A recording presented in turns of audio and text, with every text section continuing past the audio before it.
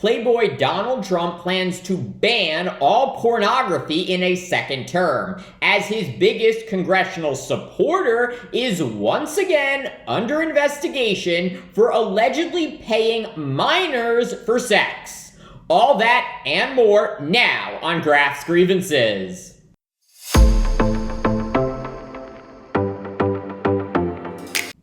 Voters ages 18 to 29 years old were key to President Joe Biden's election victory over Donald Trump 4 years ago.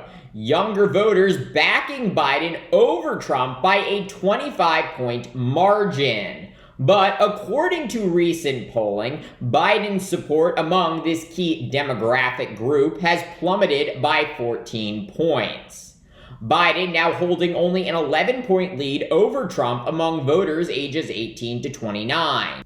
And while I understand why voters are frustrated with Biden's handling of the Israeli-Hamas war and inflation, which makes it much harder for them to move out on their own, Trump has no solutions to deal with either of these problems.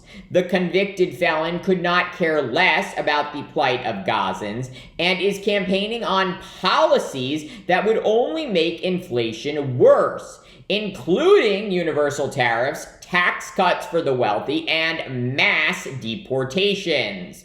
But do younger voters also know that Trump plans to ban all pornography if reelected in November? Yes, the guy who is obsessed with sleeping with porn stars and paying them to stay silent about having sex with him now wants to ban all porn. According to Project 2025, a 900-page blueprint for a second Trump term, all pornography would be outlawed in the United States, and those who produce and distribute it would be imprisoned. Furthermore, according to the prescient document compiled by the right-wing Heritage Foundation, quote, telecommunications and technology firms that facilitate the spread of pornography will be shuttered.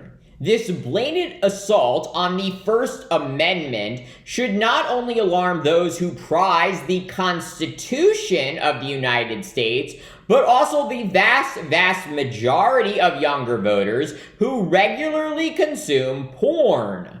According to the most recent statistics, over 70% of U.S. adults ages 18 to 30 years old admit to watching porn at least once a month. And nearly 60% of U.S. college students admit to consuming porn at least once a week.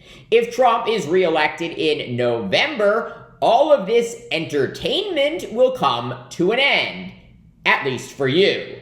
You really think the perpetually sexually frustrated Trump is going to stop watching his favorite erotica? Of course not. But that is the point. If Trump is allowed to re-enter the Oval Office, he will live by a different set of rules than everyone else. This pornography ban is not about your health or stopping potential exploitation. Trump's pornography ban is about elevating himself and his select acolytes above the rest of the American people, who he considers to be some form of deadbeat serfs.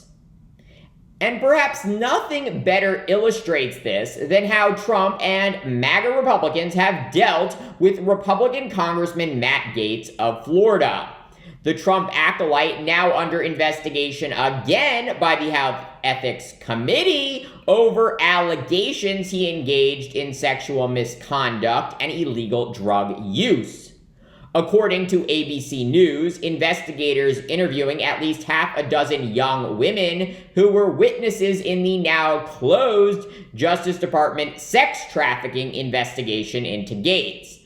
Some of the women allegedly showing the committee Venmo payments they received from Gaetz, with at least one woman saying a payment from Gaetz was for sex. And while Gaetz has denied all allegations against him, his one-time close friend, Joel Greenberg, is now serving an 11-year federal prison sentence after pleading guilty in 2022 to multiple charges, including sex trafficking a minor and introducing that minor to other adult men.